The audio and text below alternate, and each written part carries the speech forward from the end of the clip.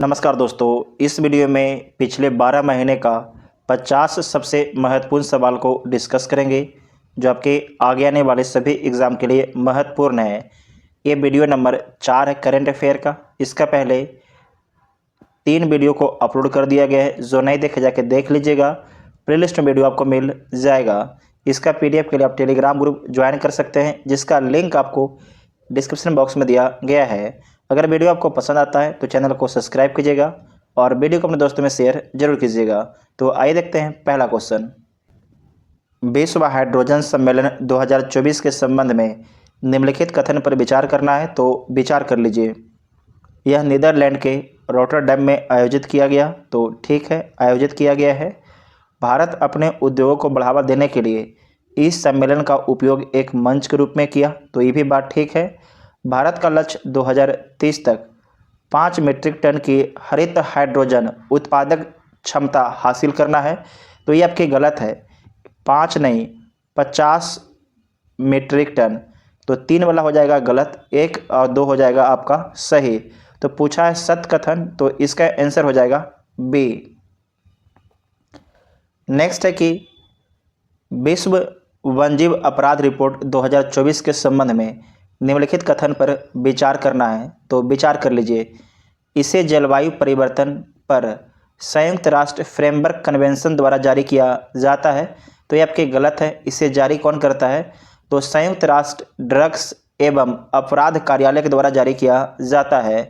वर्ष 2015-21 के दौरान वैश्विक अवैध वन्यजीव व्यापार से गैंडे और देवदार में सबसे अधिक प्रभावित पशु और वनस्पतियां प्रजातियां थी, तो ये बात आपका ठीक है, जबकि एक आपका हो जाएगा गलत।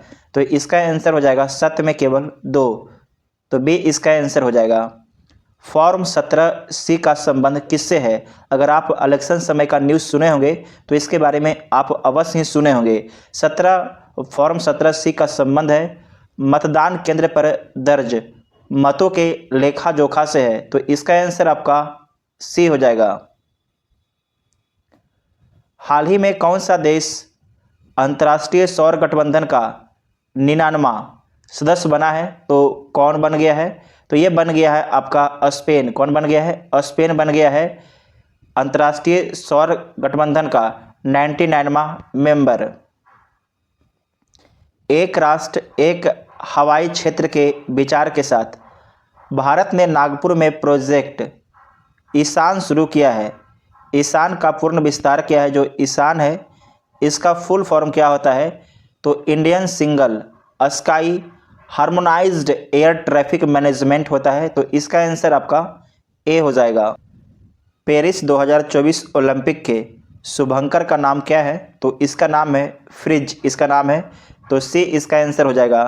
नेक्स्ट है कि निम्नलिखित कथनों पर आपको विचार करना है, तो विचार कर लीजिए। देश का पहला AI आधारित सरकारी टीवी चैनल DD न्यूज़ बनने जा रहा है, तो ये गलत है। DD न्यूज़ नहीं बनने जा रहा है, तो कौन बनेगा? दूरदर्शन बनेगा, दूरदर्शन, तो ये हो गया गलत। कृत्रिम बुद्धिमत्ता AI आधारित AI क्रिस और AI भूमि समाचार एंकर है, तो ये बात आपका ठीक है। तो इसमें एक गलत है और 2 आपके सही है। तो इसमें पूछा है सही कथन कौन है, तो केवल आपके बी कथन सही है। निम्न में से किस अंतरिक्ष एजेंसी ने ध्रुवीय क्षेत्र के अध्ययन के लिए प्रीफायर नामक एक मिशन लॉन्च किया है? तो किसके द्वारा लॉन्च किया गया है? यह नासा के द्वारा लॉन्च किया गया है, तो इसका आंसर ए हो जाएगा। नासा अमेरिका की स्पेस एजेंसी है, जबकि प्रीफायर है इसका फुल फॉर्म क्या होता है? तो इसका फुल फॉर्म होता है फार इंफ्रारेड एक्सपेरिमेंट, इसका फुल फॉर्म होता है।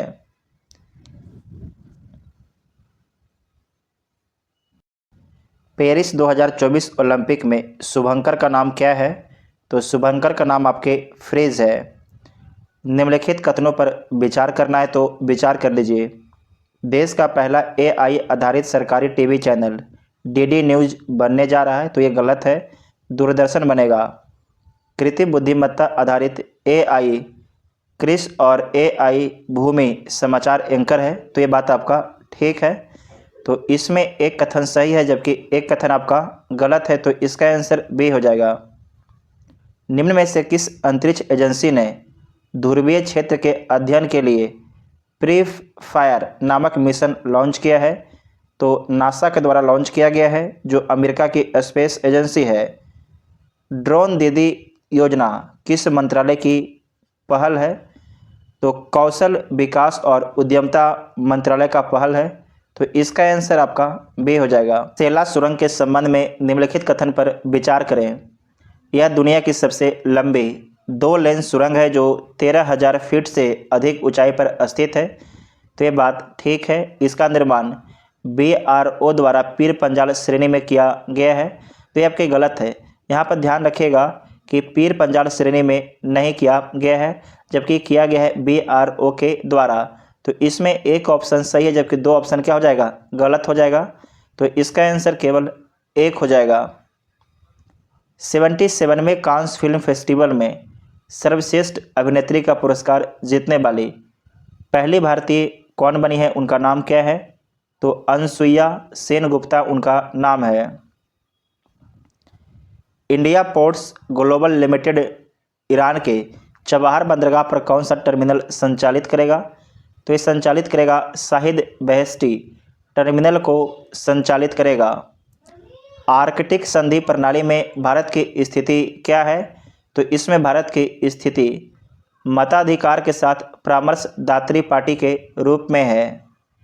निम्नलिखित कथनों पर विचार करना है, तो विचार कीजिए। कोयला मंत्रालय ने छत्तीसगढ़ में भूमिगत कोयला गैसीकरण के लिए भारत की पहली पायलट प्रोजेक्ट का शुभारंभ किया है। तो यहाँ पर ध्यान रखिए, कोयला मंत्रालय के द्वारा नहीं किया गया है, यह किया गया है कोल इंडिया के एक सहायक कंपनी है ईस्टर्न कोल फील्ड कंपनी के द्वारा किया गया है, तो हो जाएगा गलत। इस कार्य के लिए ईस्टर्न कोल फील्ड्स लिमिटेड को नेतृत्व सौंपा गया है, तो बिल्कुल आपका ठीक है। तो इसमें हो जाएगा केवल सत 2 हो जाएगा। इसका आंसर आपका बी हो जाएगा। नेक्स्ट है कि CAR-T सेल थेरेपी निम्नलिखित में से किस प्रकार का नया रूप है? तो ये नया रूप है सेलुलर इम्यूनोथेरेपी का, तो इसका आंसर बी हो जाएगा। नेक्स्ट है सूची 1 को सूची 2 के साथ में सम्मिलित करना है व्यक्ति और उपलब्धियां के बारे में। तो यहाँ पर पहला आपका हो जाएगा टो लैम। जो टो लैम है इसके बारे में याद रखिएगा, ये हो जाएंगे आपके वियतनाम के राष्ट्रपति। उसके बाद है जॉन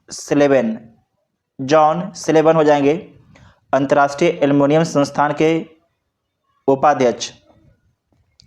लुइस अबिनादर ये आपके हैं डोमिनिकन रिपब्लिक के राष्ट्रपति। ओंद्रे बेलोसाउ रूस का रक्षा मंत्री हैं। तो 3, 1, 2, 4, तो इसका आंसर आपका सी हो जाएगा। हाल ही में किस देश द्वारा दुनिया के पहले 6G डिवाइस का प्रोटोटाइप पेश किया है? तो ये पेश किया गया है जापान के द्वारा। निम्नलिखित कथन पर विचार करना है, तो विचार कर लीजिए। लद्दाख में उल्लास कार्यक्रम के तहत युवाओं का रोजगार के लिए प्रशिक्षण दिया जा रहा है। तो ध्यान रखना कि जो उल्लास कार्यक्रम है ये रोजगार के लिए नहीं है, तो किसके लिए है? तो इसमें ध्यान रखना है कि ये शिक्षा के लिए, किसके लिए है?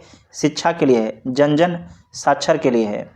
उल्लास केंद्रीय कौशल विकास तथा उद्यमिता मंत्रालय की पहल है, तो ये भी आपकी गलत है, शिक्षा मंत्रालय की पहल है। तो इसमें कोई भी सही नहीं है, तो इसका आंसर डी हो जाएगा। 77वीं विश्व स्वास्थ्य सभा कहाँ आयोजित की गई है? ये कहाँ पर आयोजित हुआ है? तो जेनेवा में आयोजित किया गया है। हाल ही में खबरों में रहा भारतीय साइबर अपराध समन्वय केंद्र किस मंत्रालय के तहत संचालित होता है? तो गृह मंत्रालय के अंतर्गत संचालित होता है।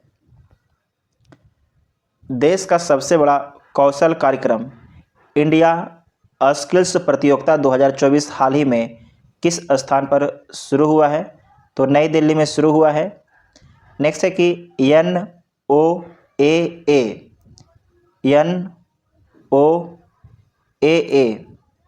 इसका फुल फॉर्म होता है national oceanic and atmospheric administration, इसका फुल फॉर्म होता है, द्वारा जारी एक हालिया रिपोर्ट के अनुसार पिछले वर्ष विश्व की कितनी प्रतिशत प्रवाल भित्तियाँ विरंजित हुई है। तो कितने प्रतिशत जो आपकी प्रवाल भित्ति है वो खराब हो गई है। तो इसमें आपको ध्यान रखना है कि 60% जो प्रवाल भित्तियाँ ये खराब हो गई है, तो इसका आंसर बी हो जाएगा। नेक्स्ट है कि हाल ही में खबरों में रहा डायसन स्फीयर क्या है। डायसन स्फीयर, तो जो डायसन स्फीयर है एक तारे की ऊर्जा का दोहन करने के लिए एक काल्पनिक इंजीनियरिंग परियोजना है। तो इसका आंसर बी हो जाएगा। फोनपे ने हाल ही में किस देश में यूपीआई सेवाएं शुरू की है। तो किस देश में की है, तो ये श्रीलंका में किया गया है। यात्रा और पर्यटन विकास सूचकांक 2024 हाल ही में किस संगठन द्वारा जारी किया गया है। तो ये जारी किया गया है विश्व आर्थिक मंच के द्वारा जारी किया गया है। किस यूरोपीय देश ने फिलिस्तीन को देश का दर्जा दिया है। तो किसके द्वारा दिया गया है, यह दिया गया है नॉर्वे, आयरलैंड और स्पेन के द्वारा दिया गया है। इसे वीवीआई कर लीजिएगा। किस संस्थान ने उत्तर भारत में वायु प्रदूषण और स्वास्थ्य प्रभाव पर एक शोध रिपोर्ट प्रस्तुत की है। तो किसके द्वारा प्रस्तुत किया गया है, तो ये प्रस्तुत किया गया है आईआईटी जोधपुर के द्वारा। आईआईटी जोधपुर के द्वारा प्रस्तुत किया गया है।